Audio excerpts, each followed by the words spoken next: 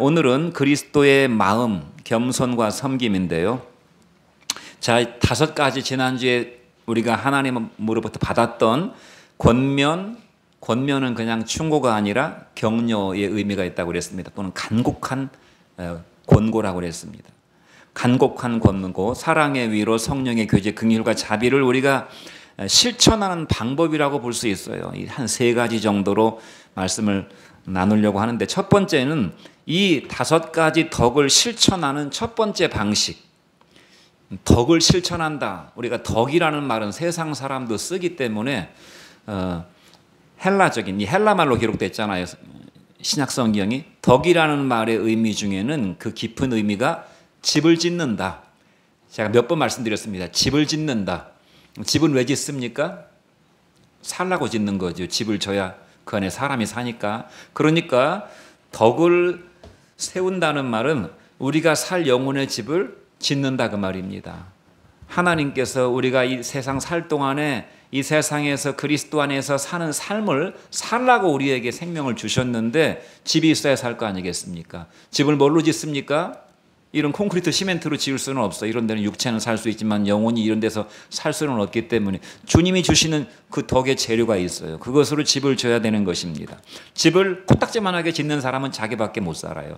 집을 크게 짓는 사람은 많은 사람들이 와서 교제하고 사랑하고 쉼을 쉴 수가 있습니다. 그러므로 우리가 사는 집이 비록 내가 작은 아파트에 산다 할지라도 우리 영혼의 집은 크게 질 수 있고 크게 져야 되는 것입니다. 내 집 안에 나만 사는 사람은 불행한 사람이에요. 내 집 안에 그러니까 우리 마음속에 그리스도의 마음을 가지고 품어서 큰 집을 지을 때 주님도 지금 천국에서 뭐 하신다고 그랬습니까? 내가 너희를 위해서 집을 지러 간다고 그랬어요. 우리의 처소를 예비하러 간다고 그랬어요. 맨션이라고 그랬습니다. 천국에 우리의 거할 처소를 예비하러 간다. 물론 이것은 비유긴 비유입니다만 우리가 이 땅에서 그리스도의 덕을 어떻게 세우느냐에 따라서 우리가 영원히 거할 천국의 그 영광의 처소가 달라질 수 있다는 것이에요.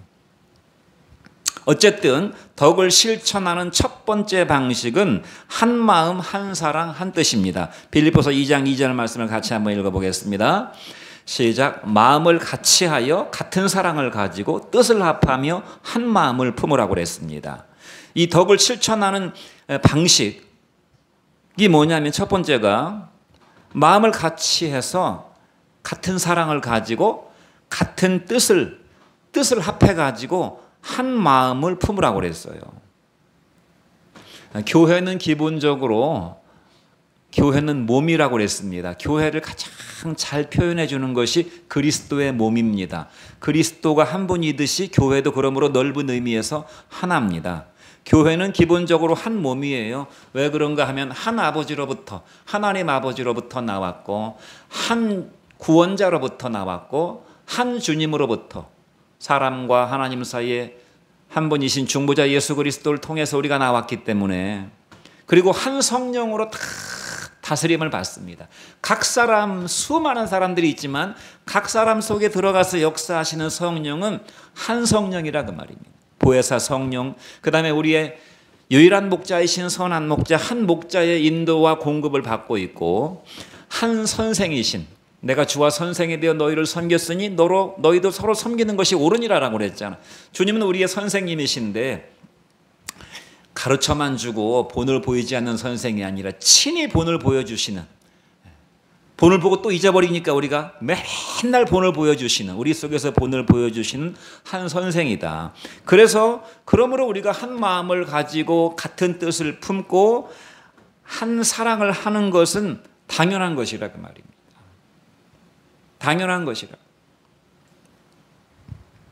잠언 18장 1절 말씀에 보면 이런 말씀이 있어요. 무리에게서 나뉘는 자는 자기 소욕을 따르는 자라 온갖 참 지혜를 배척한다고 그랬어요. 무리에게서, 공동체에게서 나뉘는 사람은 자기 소욕을 따라가는 사람이라고. 자기 욕망, 자기 디자이어. 사람은 다 누구나 자기 욕망이 있잖아요. 이 자기 욕망과 성령의 소욕이, 성령도 성령의 의지와 뜻이 있습니다. 성령을 욕망이라고 갖다 붙이는 것은 좀 어폐가 있지만 우리는 우리 속에 죄의 욕망이 있고 성령도 성령의 하고자 하시는 뜻이 있어요. 그런데 무리에게서, 공동체에게서 떨어져 나가는 사람은 자기 소욕을 쫓아가는 사람이라고 그랬고, 그 사람은 온갖 하나님이 주시는 참 지혜를 배척한다고 그랬습니다. 자기 소욕을 따라가는 사람은 자기 나름의 뭔가를 추구하는 사람이라 그 말. 그런 사람은 공동체를 이루기가 어렵습니다. 여기 무리에게서 나뉘는 사람이라고 한 것은 모든 세상에 눈에 보이는 공동체를 가리킨다기보다는 가족 공동체나 교회 공동체를 가리키는 것입니다. 이 성경 말씀은 기본적으로 교회 주신 것입니다. 하나님 백성인 선민들, 이스라엘 백성들에게 주신 것이, 혈통적 이스라엘을 가리키는 것이 아니라 믿음의 조상 아브라함의 믿음의 자취를 따르는 선민들에게 주신 말씀이기 때문에 이것은 그냥 아무 공동체나 적용되는 것은 아닙니다. 세상의 공동체는 오히려 어떤 면에서는 서로 이렇게 분업화되고 나뉘어지는 것이 바람직할 때가 있지만, 하나님이 주신 교회 공동체는 분열되는 것이 지혜를 배척하는 것이라고 그랬습니다. 무리에게서, 가족 공동체에게서 떨어져 나가고 교회 공동체에게서 떨어져 나가는 사람들은 자기는 자기가 똑똑하고 자기 나름의 뭔가를 하기 위해서 떨어져 나가는지는 몰라도 온갖 지혜를 다 스스로 발로 차버리는 사람이라고 그랬어요. 왜냐하면 하나님의 주시는 지혜는 공동체를 통해서 대부분 다 오기 때문에. 가족 공동체나 교회 공동체는 이익 공동체가 아니기 때문에, 무슨 동호회 모임이 아니기 때문에 그렇습니다. 세상 공동체는 이익 공동체잖아요. 그 다음에 무슨 동호회잖아요. 끼리끼리 모이니까 뭐 많은 사람이 모이면 조금 다른 사람은 또 분열되게 돼 있어요. 뭐 이익 공동체니까 다 추구하는 이익이 다르니까 끝까지 함께 갈 수가 없습니다. 그러나 가족 공동체는 그렇지 않아요. 가족은 이익을 위해서 모인 모임이 아니잖아요. 서로 좋아가지고 동호회로 모인 모임이 아니잖아요. 가족 공동체나 교회 공동체는 사랑과 진리로 모이게 된 모임이고 섬김의 공동체로 하나님이 부르신 공동체입니다. 그래서 사랑과 진리의 공동체, 섬김의 공동체이기 때문에 사랑과 진리라고 하는 하나님의 주시는 큰 지혜를 하나의 공동체를 잘 이루어 갈 때만 경험할 수 있는 것이에요. 그러므로 나홀로, 요즘에 텔레비전에서 뭐 나홀로 뭐 그런 거 있더라고요. 예능 프로그램에 독고다이 뭐 그런 말 쓰잖아요. 혼자. 사람들이 점점 개인주의로 자기 나름의 혼자만의 어떤 이익이나 흥미나 관심을 추구하는 쪽으로 가지만 사실은 미련한 것입니다. 아무것도 배울 수가 없어요. 사랑을 배울 수가 있나? 화해를 배울 수가 있나? 섬김을 배울 수가 있나? 용서를 배울 수가 있나? 아무것도 배울 수가 없습니다. 인생에 정말 하나님이 우리에게 베풀어 주시는 소중한 덕목들을 무리에게서 떨어져 나가게 되면 배우지 못한다는 것입니다. 혼자 편할지는 몰라도 좋은 것들은 배울 수가 없다는 것이. 여러분, 성도는 하나님의 부름을 받은 사람입니다. 하나님께서 저와 여러분들을 부르셨기 때문에 그 부르심의 음성에 이끌려서 우리가 하나님 앞에 나오게 되었습니다. 그래서 주께서 목자와 양의 비유를 들어서 우리를 말씀하실 때 뭐라고 그랬습니까? 목자는 자기 양의 이름을 각각 부른다고 그랬어요. 양이 살아갈 수 있는 유일한 수단은 무엇인가 하면, 양은 다른 기능들은 전부 열악합니다. 눈도 나빠서, 시야가 너무 근시안이어서 앞에 뭐가 있는지 보지 못하고, 낭떠러지가 있는지 웅덩이가 있는지 맹수가 다가오는지도 보지 못, 후각도 나빠가지고 냄새 분별을 못하고, 다리는 짧아서 잘 뛰지 못하고, 넘어지면 혼자 일어나지도 못하고, 털을 깎아주지 않으면 털이 엉켜가지고 엉망진창이 돼버리고, 양은 살아갈 수 있는 수단이 없어요. 그래서 양은 목자 없이는 살 수가 없는 것입니다. 양이 살 수 있는 유일한 비결이 무엇인가? 양은 귀가 발달됐어요. 그래서 자기 주인의 음성을 잘 분별합니다. 다른 사람이 부르면 오지 않아요. 그래서 예수님이 양과 목자의 비유를 말씀하셨어요. 주께서 우리를 부르셨습니다. 주님의 부르심에 반응한 사람은 복 있는 사람입니다. 주님은 우리를 부르셨어요. 그래서 교회라고 하는 말 뜻도 하나님이 불러내셔서 모인 사람들의 모임이라는 뜻이 있어요. 교회가 에클레시아인데요. 에클은 밖으로란 뜻입니다. 클레시아라는 말은 불렀다 그 말입니다. 하나님이 밖으로 불러서 이게 모아놓은 공동체가 교회입니다. 이것을 우리가 한국 사람들이 교회라는 이름으로 이제 표기할 때, 교자는 가르칠 교자고 모일 회자를 썼어요. 그러니까 가르침을 받는 모임입니다. 주님의 가르침을 받고 주님을 가르치는 모임이 교회란 뜻이에요. 그러니까 교회라는 이름 자체가 모임이라 그 말입니다. 거룩한 모임입니다. 밖으로 불러내림을 받은 사람들의 모임, 이것을 주님은 어떻게 정말 잘 비유로 말씀하신 것이 뭔가 하면 교회는 내 몸이라고 그랬어요. 자기 몸이 얼마나 소중합니까? 주님께서 교회가 내 몸이라고 그랬습니다. 교회가 내 몸. 그러니까 대전제는 뭐냐면 우리는 주님의 몸에 붙어있는 각각의 지체들입니다. 우리의 몸이라고 하는 것이 많은 지체들로 이루어져 있잖아요. 대전제는 그러니까 무엇인가? 성도 한 사람 한 사람이 주님의 부르심의 음성에 귀를 기울여서 그 음성을 알아들었다면, 하나님이 내게 말씀하시는 말씀으로 알아들었다면, 못 알아들은 사람은 여기 앉아 있어도 한 몸이 아닌 것입니다. 그 사람은 하나가 될 수 없고 한 마음을 품을 수가 없고 한 사랑과 한 뜻을 가질 수가 없어요. 대전제는 뭔가 하면 그러므로 성도는 당연히 몸 대신 주님을 위하고 교회를 위하고 서로의 지체를 위하는 것입니다. 서로의 지체. 이 오른손과 왼손은 따로따로가 아니에요. 한 몸에 붙어 있는 것입니다. 그래서 한 손이 상처를 입으면 여기도 아픈 것이에요. 여기만 아픈 것이 아니에요. 그러므로 우리가 덕을 행할 1차적인 대상은 누구인가 하면 서로의 지체들입니다. 서로의 지체들. 그러므로 기본적으로 믿음은 나에게 몰두하는 것이 아니라 내 안에 계시는 예수님으로 내가 만족을 얻지만 기본적으로 다른 사람을 주시하게 되어 있는 것이에요. 기본적으로. 다른 사람에게 눈이 가게 되어 있다 그 말입니다. 서로의 지체를 위하고 교우를 위하고 몸된 교회를 위하는 것이 내가 덕을 행할 대상이라 그 말입니다.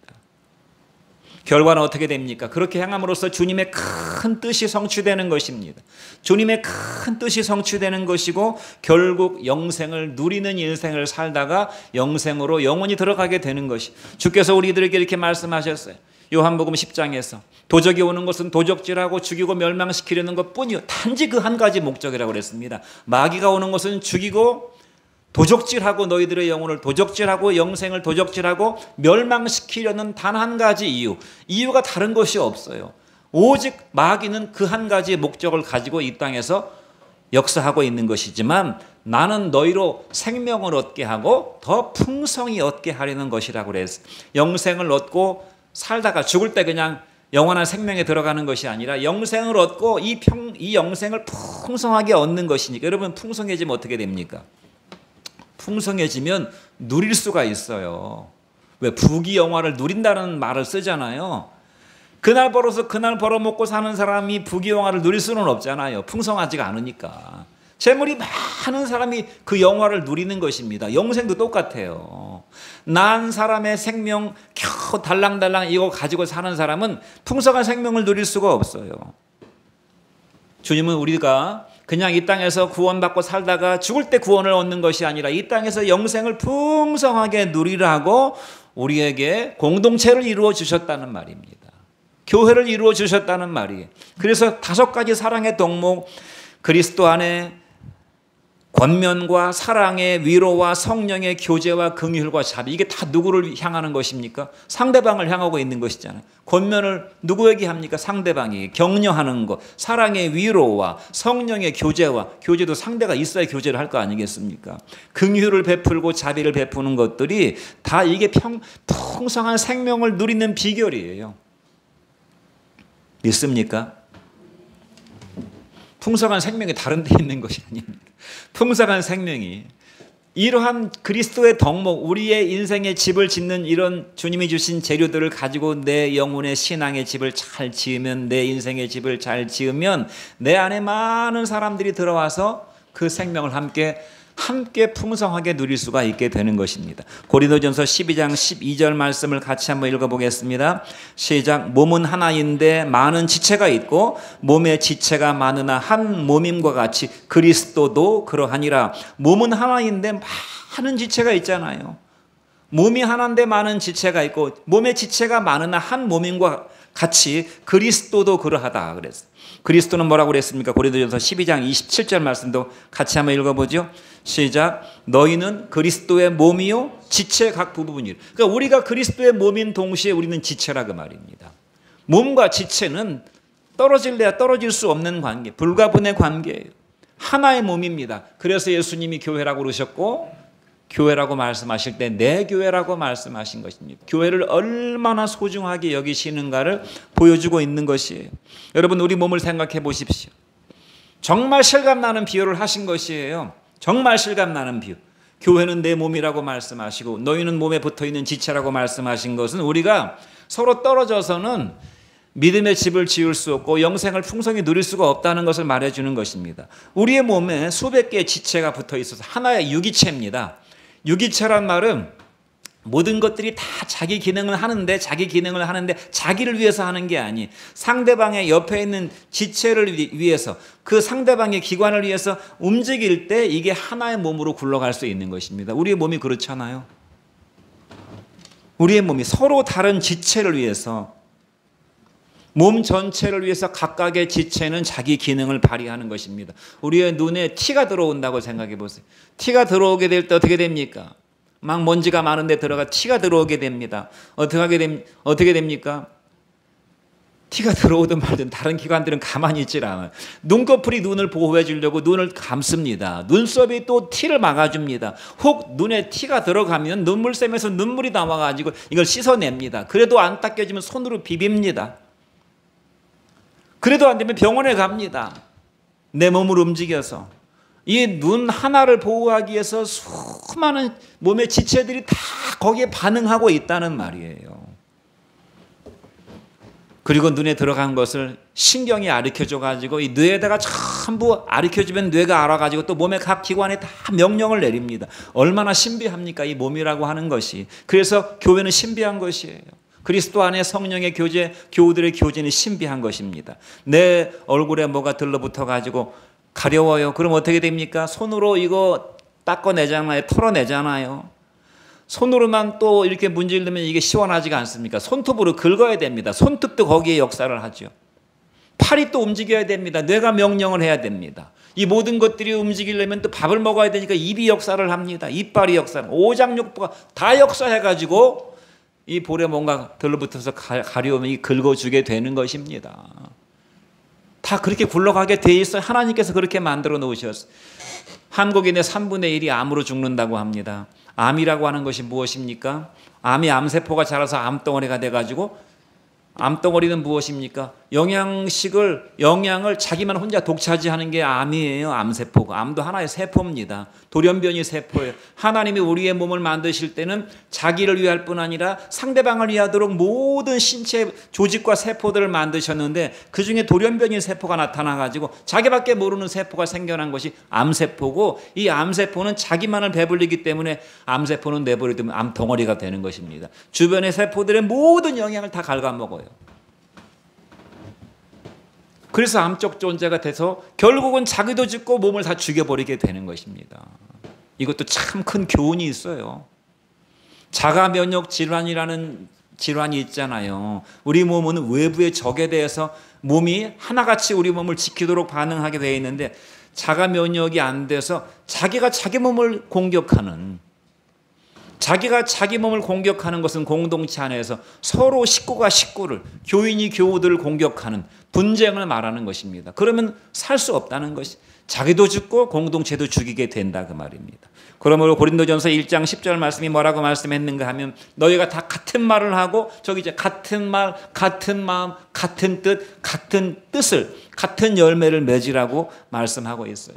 그리스도의 덕을 실천하는, 그리스도의 덕을 세우고 우리 영혼의 집을 세우고, 우리가 이 땅에서 영혼의 집을 어떻게 세웠느냐에 따라서 천국에서 우리의 영원히 거할 처소가 지어져 간다고 그랬는데, 첫 번째 방식이 뭐라고요? 한 마음, 한 사랑, 한 뜻입니다. 덕을 실천하는 첫 번째, 한 마음, 한 사랑, 한 뜻. 한 아버지, 한 주님, 한 구원자, 한 목자, 한 스승이신 예수님으로부터 보고 배우는 이러한 삶이 그리스도의 덕을 세우는 첫 번째 비결이다. 두 번째, 영생하는 두 번째 방식입니다. 덕을 세운다는 것은 아까 제가 말씀드렸듯이 영생을 누리는 것이라고 그랬잖아요. 덕은 무슨 도덕적, 윤리적 그런 덕을 말하는 것이 아닙니다. 내 영혼이 사는 법이에요. 이 땅에서. 내 영혼이 사는 두 번째 방식은 뭔가 하면 빌립보서 2장 3절인데 같이 한번 읽어보겠습니다.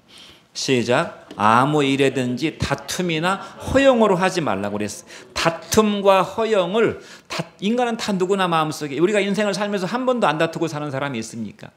나는 허용기가 전혀 없어요. 그런 사람도 없어요. 다 누구나 마음속에 그런 조짐들이 다 있어요. 그런 씨들이 다 있습니다. 다툼과 허용이 우리의 마음속에 있는데, 이런 다툼과 허용의 씨가 자라서 큰 나무가 돼가지고 열매를 맺지 못하도록 계속 말하자면 제초제를 뿌려줘야 된다 그 말입니다. 다툼과 허용을 아예 우리 인생에서 삭제시켜 버려야 한다는 것이, 우리 인생의 옵션에서 배제해야 됩니다. 사람이 때로 다툴 수도 있지요. 가능성의 여지를 주면 안 돼요. 물론 다툴 수 있지만 다투는 것이 자연스러운 것하고는 다르잖아요. 다툴 수 있지만 다투는 것이 자연스럽고 당연한 것이라고 여기는 것은 전혀 다른 문제라 그 말입니다. 그런 가능성의 여지를 다 없애버려야 됩니다. 사람들이 흔히 하는 말이 사람인지라, 제가 여러분들에게 몇 번 말씀드렸는데, 제가 영적으로 볼 때, 제가 생각하기보다는 주님께서 그렇게 생각하시는 것 같아요. 영적으로 볼 때 사람인지라 하는 말은 별로 좋은 말이 아닙니다. 사람인지라, 사람이니까 그럴 수 있는 거지, 그것은 그만한 가능성을 열어두고 있는 것이기 때문에, 가능성을 크게 열어두면 항상 그쪽으로 갈 가능성이 농후해지는 것이에요. 다툼과 허용이 있을 수도 있지, 그러면 그걸로 가는 것이에요. 그럴 수도 있지 해서는 안 되는 것입니다. 주님은 다툼과 허용으로 하지 말라고 그랬어요. 다툼과 허용이라고 하는 이런 내 인생의 옵션은 아예 없애버려야 됩니다. 여러분, 예수님은 이 땅에 어떤 모습으로 오신다고 말씀하셨습니까? 이것도 제가 몇 번 말씀드렸는데, 예수님은 너희 가운데서 구름을 타고 승천하신 것처럼 구름을 타고 오실 것이라고 요한계시록에서 말씀하셨어요. 구름을 타고 예수님은 오십니다. 그 구름이 수증기들이 응결된 그런 구름이 아니고 신령한 구름, 베일에 쌓이신, 신비에 쌓이신 신령한 구름을 타고 오시는데, 마귀는 뭘 타고 온다고 그랬습니까? 에베소서에 보니까 틈을 타고 온다고 그랬어요. 근데 거기에 뭐가 얘가 예시로 들었는가 하면, 너희가 분이 나도 화를 내지 말라고 그래요. 그러니까 화를 품지 말라고, 분을 마음에 품어두지 말라고 그랬어요. 우리가 분이 나는 일이, 마음에 화가 나는 일이 있을 수 있잖아요. 어떤 화나는 일이 있단 말입니다. 그러나 그 화를 마음에 품지 말라고 그랬어요. 왜냐하면 마귀는 그 화를 타고 오기 때문에, 화가 생기게 되면 화는 죄이기 때문에, 이 분노를 품는 것은 죄이기 때문에 하나님과 우리 사이에 거리감이 생기게 됩니다. 내 마음속에 화가 가득한데 하나님의 은혜가 올 수 있습니까? 내 마음에 분노가 가득한데 기도가 됩니까? 안 되잖아요. 그러니까 하나님과 우리 사이에 거리가 상당히 벌어져 있어요. 틈이 많이 생겼다 그 말입니다. 그 틈을 타고 마귀가 들어온다는 것이에요. 마귀는 틈을 타고 온다는 사실을 알아야 됩니다. 말씀 이외의 다른 모든 옵션들은 다 마귀에게 틈을 내주는 것입니다. 다툼과 허용, 다툼과 허용으로 하지 말라고 그랬어요. 무슨 일을 하든지 다툼과 허용으로 하지 말고, 음란과 정욕을 멀리하고 미워하고 이런 것들을 대적하고, 내 마음속에 일어나는 미움과 분노와 원망과 짜증과 거짓과 불성실과 무책임과 게으름, 이런 것들을 밀어내고 멀리 해야 된다는 것입니다. 그래서 유명한 종교개혁가인 마르틴 루터가 유명한 말을 남겼잖아요. 이 말씀도 제가 몇 번 말씀드렸는데, 공중에 날아가는 새가 우리의 머리 위를 비행하는 것은 어쩔 수가 없다는 것입니다. 그러나 새가 네 머리 위에 앉아서 둥지를 트는 것은 막아야 된다라고 마르틴 루터가 얘기한 것이 우리에게 주는 교훈이 뭡니까? 공중에 새가 날아가는 것을 어떻게 막겠습니까? 그러나 공중에 새가 네 머리에 앉아서 네 머리를 둥지 틀면 안 된다 그 말입니다. 무슨 말이냐면, 여러 가지 이런저런 생각이 우리의 머리를 스쳐 지나갈 수 있어요. 우리의 감정이 이렇게 스쳐 지나갈 때 그 생각과 감정을 끌어들여서 내 머릿속에서, 내 마음속에서 그걸 품게 되면 악한 감정이나 악한 생각들은 마귀의 둥지가 돼버린다는 것이. 예를 들면 우리가 술꾼을 만나거나 시비를 거는 시비꾼을 만났어요. 그럼 어떻게 해야 됩니까? 술꾼하고 시비를 가리는 사람처럼 어리석은 사람은 없어요. 시비를 걸려고 달려드는 사람은 어떻게 해야 됩니까? 피해야 되는 것입니다. 다투지 말고 피해야 되는 것이. 다툼과 허용도 큰 빈틈을 주는 것입니다. 다퉈봐야 좋을 게 하나도 없다 이 말입니다. 허용으로 공동체에서 서로 간에 몸을 이루어야 되는 가족 공동체나 교회 공동체에서 허영기가 많아가지고 허영기로 행동하게 되면 반드시 그 사람의 인격과 신앙과 공동체에 균열을 가져오게 돼 있다는 것이에요. 다툼과 허영으로 하지 말라고 그랬어요. 다툼과 허영의 뿌리는 교만과 자기주장입니다. 교만하기 때문에 다투는 것이, 겸손한 사람은 다투지 않습니다. 강력하게 자기를 주장하지 않는 사람은 다툴 일이 별로 없어요. 되도록이면 상대방의 의견을 들어주고 상대방의 의견을 존중해 주려고 하는 사람은 다투지 않는다 그 말이. 허영이라고 하는 것은 기본적으로 자기 자랑이 있어요. 자기 자랑, 자기 영광, 자기 만족, 자기 잘남이 있습니다.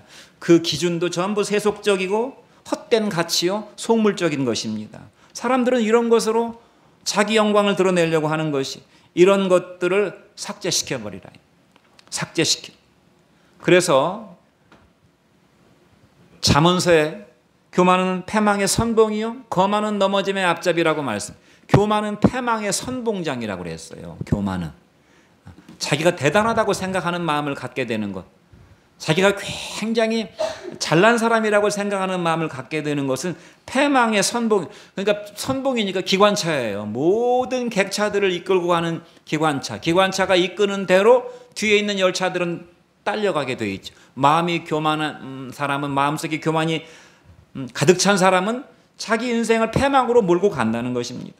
갈라디아서 5장 26절은 또 뭐라고 말씀했습니까? 헛된 영광을 구하여 서로 노엽게 하거나 서로 투기하지 말라고 그랬어요. 헛된 영광이라고 하는 것은 세상 영광을 말하는 것인데, 세상 영광은 무엇입니까? 다른 사람과 똑같아 해서는 영광을 얻을 수가 없어요. 남보다 잘나야 되거든요. 세상 영광을 얻으려면 비교 우위에 서야 됩니다. 남과 비교해서 비교 우위에 서야 돼요. 헛된 영광을 구한다는 것은 내가 너보다는 그래도 잘났잖아, 내 말이 맞잖아, 네 말은 아니잖아, 너 어떻게 그런 생각을 하냐. 자기 영광, 자기 생각, 자기 아이디어, 자기가 남보다 낫다는 것을 드러내려는 이런 마음을 가져서 서로 노엽게 하거나 서로 투기하지 말라고 그랬어요. 세상 영광은 내가 이겨야 되고 상대방은 나보다 못해야만 내가 영광을 얻을 수가 있거든요. 그래서 세상 영광을 구하는 곳에는 반드시 분노가 싹트게 되고 반드시 다툼이 있어요. 세상 영광을 구하게 되면. 왜냐하면 비교 우위에 있는 사람은 좋지만 그보다 못하다고 느끼게 되는 사람은 화가 나지 않겠습니까? 시기 질투하지 않겠습니까? 다툼과 허영의 마음을 버리라고 그랬어요. 그래서 내가 누군가와 다투고 있구나 그러면 내가 마음이 교만해가지고 내 말이 맞다고 막 우기고 있구나, 네 말은 틀렸다고 막 무시하고 있구나, 그렇다라는 가능성을 항상 열어두고 자기를 잠깐 돌아봐야 될 줄로 믿습니다. 허영이 많아가지고 자기 자랑을 하려고 하는 마음이 불화와 시기 질투를 불러온다는 말입니다.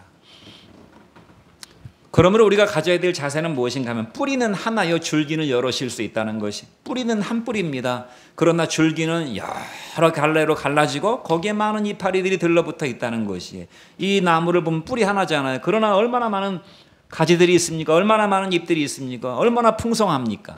만약에 뿌리 하나에 가지 하나만 막대기처럼 솟아있고 나뭇잎 하나 달려있다고 생각해 보세요. 얼마나 멋이 없어요. 얼마나 생명력이 희박합니까? 뿌리는 하나인데 줄기는 여럿일 수 있고 여럿이어야 된다는 생각을 갖는 것이 하나님의 뜻이라는 것입니다. 생각과 방법은 얼마든지 다양할 수 있다는 것이에요. 개성이 다르고 재능이 다르고 환경과 조건이 다르고 취향과 기호가 다르기 때문에, 그러므로 공동체를 이루는 정말 소중한 정말 귀한 열쇠는 뭔가 하면 다름을 인정하는 것입니다. 다름을. 그러므로 상대방에 대한 존중과 배려, 조화와 균형이 우선되는 것이라. 한마디로 말하면 주님의 몸에서는 가족 공동체나 교회 공동체, 또 이것이 사회 공동체도 사실은 마찬가지예요. 관계가 효율성보다 더 중요하다 그 말입니다. 우리는 이익 공동체로 만난 게 아니기 때문에 관계가 효율보다 더 중요하다는 것이에요. 내 말이 더 효율적인 것처럼 보여도 관계를 해치는 효율은 필요가 없다는 것입니다. 내 말이 맞아라고 우길 필요가 없다 그 말이에요. 관계를 해치지 않아야 된다는 말입니다. 설사 그 효율성이 조금 떨어져도 관계가 더 중요하다는 말입니다. 가정이나 교회는 이 공동체가 아니기 때문에, 효율성으로 움직이는 공동체가 아니기 때문에, 그러므로 주장하고 지시하는 태도나 고집과 아집은 금물입니다. 다툼, 허영을 배제해야 되는 이유예요. 반대로 자기 스타일을 또 고집하는 것도 그 썩 좋은 것은 아닙니다. 나는 너는 모르겠지만 나는 내 방식대로 할 거야 하는 것도 좋지 않다 그 말입니다. 상대방을 존중해 주는 마음은 기본적으로 가져야 되지만, 그러면 각자 자기 방식대로 하지요. 이것도 좋지 않다는 것입니다. 내 스타일대로 하겠다고 하는 것도 좋지 않은 것이에요. 상대방에게 부담을 주거나 내 인생인데 상관하지 마세요, 나는 내 방식이 있어요, 내 맘이에요, 이런 말들 많이 쓰잖아요. 좋지 않은 것이라 그 말입니다. 상대에게 부담을 주거나 불쾌감을 주는 행동을 하고 있지 않는가, 내 스타일이 공동체에 유익한가, 저 사람에게도 나만 좋은 게 아니라 저 사람에게도 좋은가도 생각해 봐야 된다는 것이에요. 나만 좋으면 뭐합니까? 그러면 자기 혼자 나홀로 인생을 살아야 되는 것이죠. 어떻게 가정을 이루고 공동체를 이루겠어요? 교회를 이루겠어요? 그러므로 다툼과 허영을 배제하는 것이 두 번째 방식입니다. 공동체를 이루는 세 번째 방식은 무엇인가? 영생하는 세 번째 방식은 겸손입니다. 빌립보서 2장 3절 말씀을 같이 한번 읽어보죠. 시작. 오직 겸손한 마음으로 각각 자기보다 남을 낮게 여기고. 결론입니다. 이제 어떻게 해야 되는가? 어떤 태도를 가져야 되는가? 겸손과 각각 남을 존중함으로 섬기고, 서로 상대방이 부족할 때, 상대방의 문제가 있을 때 내 일을 감당하는 것으로 끝나는 것이 아니라 다른 사람도 돌보아주는 마음 자세를 가지라는 것입니다. 겸손이라고 하는 것은 하나님 앞에 서는 것입니다. 하나님 앞에 서는 자가 교만할 수가 없지요. 하나님 앞에 서는 자가 자기 잘났다고 자기 자랑을 할 수가 없습니다. 하나님 앞에 서는 것이 겸손입니다. 저는 부족한 사람입니다. 저는 여러 가지로 아는 게 없어요. 이것은 인간적인 겸손이고 도덕적인 겸손이고 체면치레의 겸손이고, 겸손은, 영적인 겸손은 하나님 앞에 서는 것입니다. 베드로전서 5장 6절이 뭐라고 말씀하고 있습니까? 같이 한번 읽어보겠습니다. 그러므로 하나님의 능하신 손 아래서 겸손하라. 때가 되면 너희를 높이시리라. 우리가 하나님 앞에 겸손하게 되면 하나님이 우리를 높여주신다는 것이, 이미 자기가 올라가서 높아질 대로 높아졌는데 하나님이 더 올려주실 게 없어요. 낮은 자리에 있는 자를 일으켜서 높은 자리에 올려주시는 것이 하나님의 은혜입니다. 그러므로 능하신 손 아래서 겸손하라. 때가 되면 다 너희를 높여주신다. 마태복음 11장 26절은 이렇게 말씀했어요. 가버나움아, 내가 하늘에까지 높아지겠느냐? 음부에까지 낮아지게 될. 네가 하늘 높은 줄 모르고 기고만장해서 하늘 꼭대기까지 올라가고 싶으냐? 너는 음부에 떨어질 것이다. 성도의 자리는 그러므로 겸손의 자리입니다. 섬기는 자리, 내가 높아지려고 하기보다는 남을 높여주는 자리. 여러분, 인간이 왜 범죄에서 멸망에 이르게 되었습니까? 아담이 범죄한 근본적인 핵심적인 동기가 있어요. 네가 선악과를 먹는 날에는 네가 하나님처럼 높아질 것이라는 말이 결정적이었습니다. 너가 그걸 먹으면 참 네가 만족스러워, 참 즐거울 거야, 참 행복할 거야. 그런 것보다 결정적인, 네가 선악과를 먹게 되면 네가 하나님처럼 될 것이고 네가 하나님이 될 것이다. 여러분, 바벨론 제국이, 바벨탑이 왜 무너졌습니까? 인류의 인간의 지혜와 지식을 다 모아가지고 바벨론의 문명을 쌓았잖아요. 바벨론의 문명을 어디까지 쌓자고 그랬습니까? 하늘 꼭대기까지 쌓아보자. 인간의 지혜를 모아가지고 하늘 꼭대기까지 올라가 보자. 그것이 바벨탑을 쌓은 사람들의 마음의 동기였습니다. 그래서 결국은 혼돈에 빠지고 다 무너지게 되었어요. 루시퍼, 하나님의 천사장인 루시퍼는 왜 멸망했습니까? 루시퍼가 그 스스로 마음에 품기를 뭐라고 그랬어? 내가 북극 지폐의 산 위에 올라, 산 정상에 올라서 지극히 높은 자와 한번 비교보리라. 그래서 루시퍼가 사탄 마귀가 된 것입니다. 지극히 높은 자, 하나님의 자리에까지 올라가고 싶은.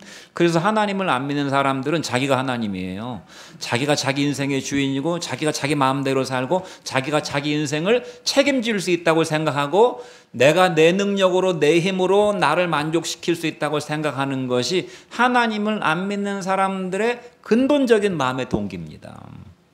그러니까 안타까운 거예요. 여러분, 성도의 자리는 겸손의 자리입니다. 세상 사람들은 높은 자리를 차지하고 대접받고 인정받고 자기를 자랑하는 그러한 높은 자리에 올라가기를 선호하지만, 그러나 스스로 자기 노력으로 잘난 줄 알고 사는 사람은 멸망에 이르게 될 것입니다. 여러분, 19세기 20세기에 그 큰 인류 사상에 많은 변화들이 있었는데 18세기까지 거슬러 올라갈 수 있지만, 문예 부흥, 인문주의, 르네상스 이런 것들이 있었잖아요. 인간의 의식이 깨이면서, 의식이 깨었다라기보다는 지식이 증가하면서 지식을 많이 갖게 되면 교만에 빠질 가능성이 많습니다. 그래서 많이 아는 사람은 자기가 굉장히 많이 알고 있다고 생각하기 때문에 교만의 함정에 빠질 가능성이 많아요. 19세기, 20세기의 인류의 지식이 폭발적으로 증가했습니다. 과학 문명뿐만 아니라 인간의 사고방식도 굉장히 증가했어요. 그 대표적인 사람, 지식 문명을 이끌었던 사람들, 철학자들 중에 니체라고 하는 사람이 있었고, 버트란트 러셀이라고 하는 사람이 있었고, 우리가 잘 아는 정신분석학의 거두라고 하는 프로이드가 있습니다. 이런 사람들은 다 신성을 삭제해버렸어요. 니체는 공공연하게 신은 죽었다고 그렇게 얘기했고, 버트란트 러셀이라고 하는 철학자는 사람들이 아직도 신을 믿냐, 신을 죽여야 된다고 그랬어요. 신을 없애버려야 된다고 그랬습니다. 하나님을 없애버려야 된다고 그랬고, 하나님이 지은 신비한 존재인 인간을 프로이드는 정신을 분석한다고 그래가지고, 인간의 인격을 의식과 무의식으로 분별해가지고 인간의 정신을 다 과학적으로 설명할 수 있다고 생각을 했어요. 그래서 그런 철학자들이나 이런 심리학자들의 영향을 받아서 모든 그런 패턴들이 다 드러나게 된 것입니다. 연극, 영화, 드라마, 모든 문화 이런 것들이 다 거기에서 파생된 것입니다. 기본적으로 신성을 삭제했습니다. 그래서 인간의 지성과 지식을 최고로 높여놓는 그런 문명을 만들게 되었어요. 그래서 어떻게 됐습니까? 점점 인성은 파괴되었습니다. 또 한 사람, 공산주의 사상의 창시자인 마르크스나 엥겔스나 또는 유물론의 창시자인 포이에르 바하 같은 사람이 하나님의 자리에서 하나님을 쳐버리고 인간은 물질로부터 왔다, 하나님의 성령으로, 하나님의 영으로 지음받은 것이 아니고 신이란 것은 애초부터 존재하지 않았다, 모든 것은 다 물질에서 왔다라는 유물론 사상으로 전쟁과 마약과 동성애와 성의 타락을 가져왔습니다. 지금도 끊임없는 전쟁이 계속 벌어지고 있잖아요. 주님께서 그렇게 말씀하셨어요. 하나님은 교만한 자를 대적하시고 겸손한 자에게 은혜를 주신다고 그랬습니다. 정신을 어떻게 분석합니까? 인간의 인격을 어떻게 분석해요?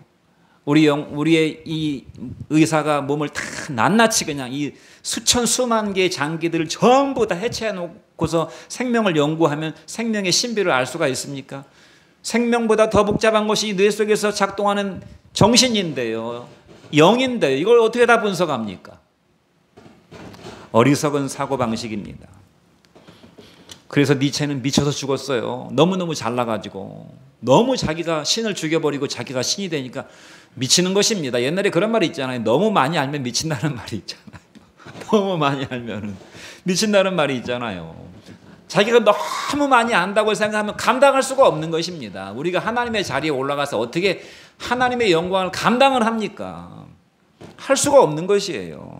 그래서 어거스틴은 기독교의 가장 중요한 덕목은 첫째도 겸손이요, 둘째도 겸손이요, 셋째도 겸손이라고 말씀했어요. 우리가 사람을 보는 눈을 가져야 됩니다. 그러니까 교우를 보는 눈, 가족을 보는 눈은 섬김의 대상이라는 것이, 섬김의 대상, 존중의 대상이다. 저 사람은 하나님의 작품이고 하나님의 핏값으로 구원받은 하나님의 자녀다. 저 사람은 나와 한 몸을 이루는 지체다라는 사고방식을 가지고 그 사람을 위해서 내가 존재한다는 마음을 가지고 살아야만 내 영혼의 풍성한 생명을 누리고 내 영혼의 집을 크게 짓고, 육체의 집은 크지 않아도 상관이 없, 육체의 집은 호화롭지 않아도 상관이 없지만 우리 영혼의 집은 커야 됩니다. 그 겸손을 그리스도가 보여주셨어요. 빌립보서 2장 5절 말씀 같이 한번 읽어보겠습니다. 빌립보서 2장 5절부터 8절인데요. 같이 읽어보죠. 시작. 너희 안에 이 마음을 품으라. 곧 그리스도 예수의 마음이니 그는 근본 하나님의 본체시나 하나님과 동등됨을 취할 것으로 여기지 아니하시고 오히려 자기를 비워 종의 형체를 가지사 사람들과 같이 되셨고 사람의 모양으로 나타나사 자기를 낮추시고 죽기까지 복종하셨으니 곧 십자가의 죽으심이라. 너희 안에 이 마음을 품으라. 곧 그리스도 예수의 마음이니 그는 근본 하나님의 본체시나 하나님과 동등됨을 취할 것으로 여기지 아니하시고 오히려 자기를 비우셔서 자기를 포기하시고 자기 권리를 다 포기하시고 자기 영광, 자기가 받아야 되는 영광을 다 버리시고 종의 모양으로 오셔서 사람들처럼 되셨고 하나님이 하나님의 영광과 하나님의 권리를 버리고 이 비천한 사람처럼 오셔서 사람의 종의 형체를 가지고 오셔서 자기를 낮추시고 그 종 중에서도 가장 비천한 종인 십자가의 죄수로 자기를 죽기까지 복종케 하셨으니 그 십자가의 죽으심이라라고 그리스도의 겸손을 말씀해주고 있는 것입니다.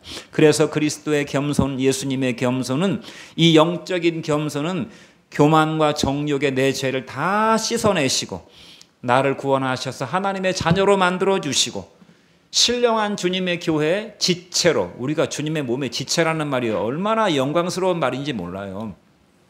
여러분 세상에 여러 가지 귀한 것들이 있지만 내 몸같이 귀한 게 있습니까? 우리가 주님의 몸의 지체라 그 말이에요. 우리가 예수님의 손이고 발이에요. 얼마나 끔찍하게 위하시냐 그 말이에요. 불가분의 관계입니다. 불가분의 관계. 주님의 겸손은 바로 이런 겸손이 도덕적이고 윤리적이고 체면치레의 겸손이 아니고 하나님 앞에 설 때 우리가 겸손하지 않을 수가 없게 되는 것입니다. 그리스도의 겸손이 내 죄를 다 씻어주셨고 내 영혼을 구원하셔서 그렇게 높아지고자 했던 그렇게 자기가 잘난 줄 알고 자기만을 위해 살던 인생을 하나님의 자녀로 삼으시고 주님의 영광스러운 교회의 지체로 삼아주셨다고 하는 이 그리스도의 겸손을 우리가 품으라는 것입니다. 우리가 우리의 죄를 그리스도의 겸손이 씻어주셨다는 것을 잘 이해하지 못할 수 있는데 여러분 죄라고 하는 것은 추악한 것입니다. 죄는요 세 가지 악의 그런 특성이 있어요. 사악하고 죄는 간악하고 추악한 것입니다. 사악이라는 것은 너무나 거짓돼 가지고 악한 것이에요. 간악한 것이라는 것은 진정성이 없고 상대를 이용해 먹으려고 하는 것이 간악한 것입니다. 상대를 갖고 노는 것입니다. 그렇게 악한 것이에요. 상대를 인격체로 여기고 소중하게 여기는 게 아니라 간악해 가지고 상대를 다 이용해 먹는 것이 간악한 것이고 추악한 것은 무엇입니까? 더러운 것입니다. 죄는 더러운 것이에요. 누구라도 추악한 죄를 견디기 어렵습니다. 우리가 냄새나는 곳에 가면 견디기 어렵잖아요. 죄는 너무너무 더럽고 냄새가 나가지고 견디기가 어려워서 부부지간이라도 부모지간이라도 형제지간이라도 이 죄가 틈타게 되면 함께 살 수가 없어요. 부부지간에 부모지간에 형제지간에 이 죄가 이 추악한 죄가 들어가게 되면 원수가 되는 것입니다. 우리와 하나님 사이도 이 죄가 틈타가지고 하나님께서 우리를 보실 때 너무너무 추악해서 죄 있는 우리와 함께 있으실 수가 없으셨는데 그리스도께서 그 교만죄를 지고 살아가는 우리 인생들을 겸손의 주님으로 오셔서 그걸 다 참아내시고 일생 참아내시고 오래 참아내시고 우리가 예수님을 믿은 이후로도 순간순간 죄를 질 때가 많은데 그것을 다 겸손으로 씻어주시니까 우리가 어디 가서 교만을 떨겠습니까? 우리가 어디 가서 누구를 비판하겠습니까? 우리가 어디 가서 허영기를 떨겠어요? 죄는 사람 앞에 드러난 죄보다 하나님 앞에 드러난 죄가 훨씬 100배, 1000배 더 추악한 것일 것이지만 주님은 이 죄를 다 감당해 주셨습니다. 그래서 은혜가 넘쳐나게 되는 것입니다. 내 죄가 얼마나 크고 더럽고 냄새나는 죄인가를 깨달은 사람은 그리스도의 은혜를 풍성하게 누리게 되는 주님이 이렇게 나의 더러운 죄를 씻어주셨구나. 그런 사람은 은혜가 넘쳐요. 은혜가 넘치고 풍성한 생명을 살 수 있지만 자기 죄를 깨닫지 못하는 사람 이 정도는 뭐 준수한 거 아닌가. 도덕적으로 윤리적으로 선비같이 사는 사람은 은혜가 없어요. 죄를 씻어준 전력을 경험하지 못했기 때문에 겸손할 수가 없어요. 겉으로는 도덕적으로 체면치레로 겸손한 것처럼 행동할 수 있지만 속에는 큰 교만의 덩어리가 버티고 있기 때문에 그러므로 우리가 항상 그리스도의 마음을 품으라. 그는 근본 하나님의 본체시나 하나님과 동등됨을 취할 것으로 여기지 아니하시고 오히려 자기를 비어서 종의 형체로 오셔서 우리의 모든 죄를 씻어 주셨으니 그 십자가의 죽으심이라 하신 말씀대로 우리가 그리스도의 겸손을 가지면 다툼과 허영을 버리고 그리스도 안에 서로 권면하고 성령 안에서 교제하고 사랑의 위로를 주고 자비와 긍휼을 베풀어서 건강한 공동체, 풍성한 영생을 누리는 삶을 살게 될 줄로 믿습니다. 기도하겠습니다.